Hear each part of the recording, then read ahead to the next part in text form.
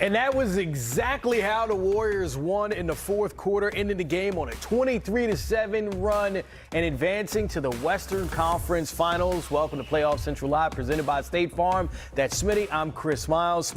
We got Game 6 Clay, in which he scored 30 points, made 8 threes. We had Kevon Looney with 11 offensive rebounds. You saw that on that final sequence as well. 22 rebounds in the game.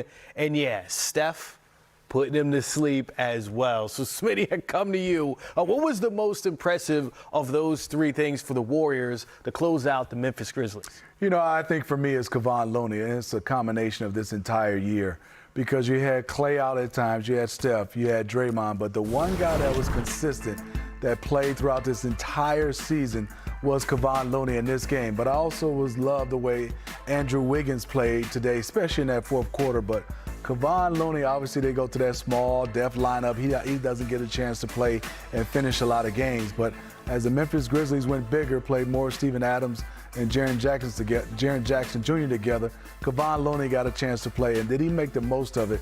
The 22 rebounds, the plays he made, and it just summed up his entire year. He was solid and a guy we don't talk about enough for the Golden State Warriors. He has done a phenomenal job throughout the season and throughout these playoffs, but especially today with those 22 rebounds. Andrew Wiggins, we saw the 18 points and 11 rebounds, but he had 10 in the fourth, and it was really before the game broke wide open when Steph and Clay got hot down that final stretch. So those buckets were huge for the Warriors in the early part of that fourth quarter. Well, you know he's so talented, Chris, and you know he was an all-star this year. But I think when you watch Andrew Wiggins, you always want more because you see how much talent he has. But he's played a solid game for them tonight. He has a solid season, and for him, as people don't understand, there's a lot of times he has to play the power forward position. Draymond understands how to play the 4 or the 5. But Andrew Wiggins has to guard the biggest guys, so he doesn't get a chance to get a lot of looks. I think today he was more aggressive, the 11 rebounds, but also being able to attack more. You take your hat off to him. They're going to need more of Andrew Wiggins being more aggressive offensively going forward for them to be a successful team. Love Jordan Poole, but you got a guy in Andrew Wiggins.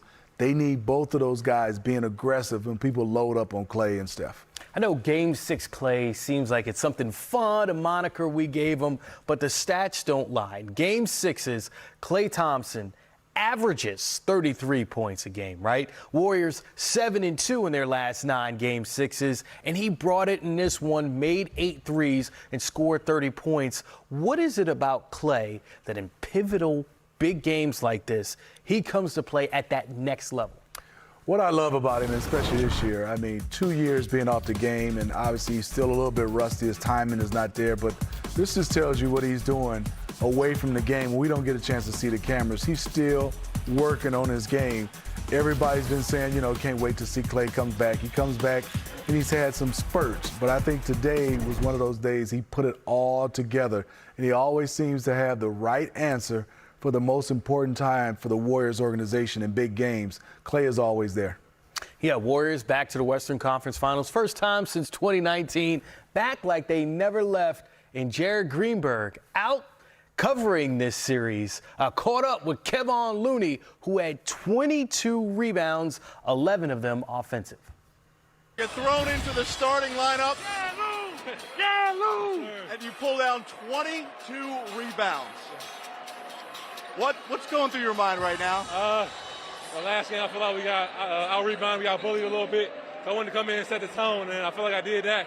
That was something I took pride in, rebound something that I get paid for, so I want to go out there and do my job. Kevon, you went from starting all of the Denver series, coming off the bench this series. It was thought you couldn't play next to Draymond in this series. And then all of a sudden, you have this type of impact. Right. Me and Draymond have been playing with each other for a long time, a lot of meaningful games, so we knew what it took to win this game. I've been playing with them guys all year, and so it wasn't nothing new for me. That's what they expected from me, and I went out there, did my job, and we got the win. After being down by as many as 55 points a couple of days ago, now you're going to the Western Conference Finals. What was the mindset coming into tonight? We just want to defend home court. We've been a great home team all year. Last game we got embarrassed. We wanted to show our pride. We've been champions here for a long time. We want to go back there and show everybody what we made of, and we did that. We got another round to make it to the final, so we'll get some rest and look forward to West Conference Finals. All right.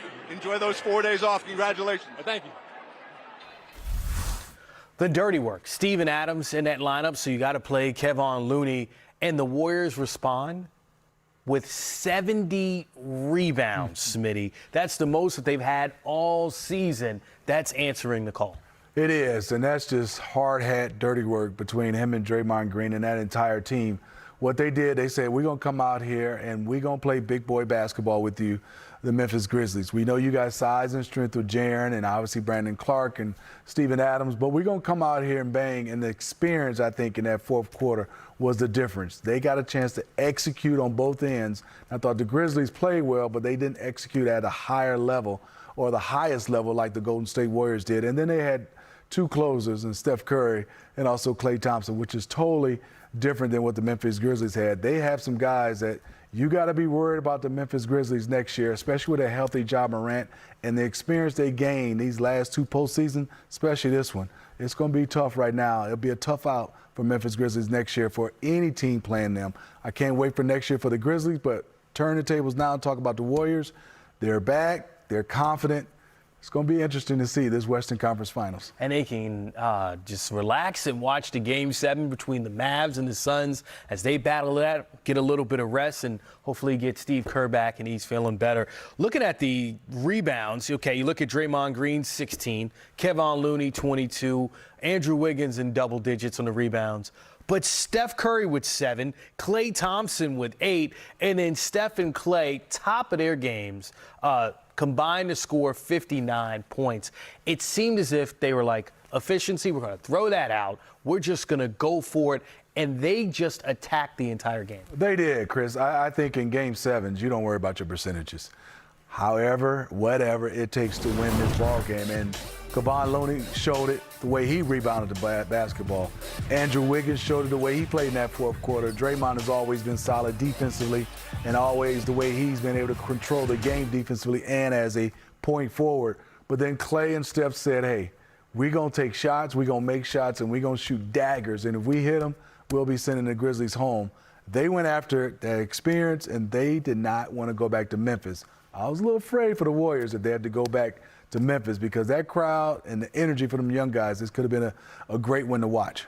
Yeah, and if you looked at the Grizzlies' body language following the loss, I mean, they were 21-6 when Ja Morant didn't play, but they looked shell-shocked at how that game ended.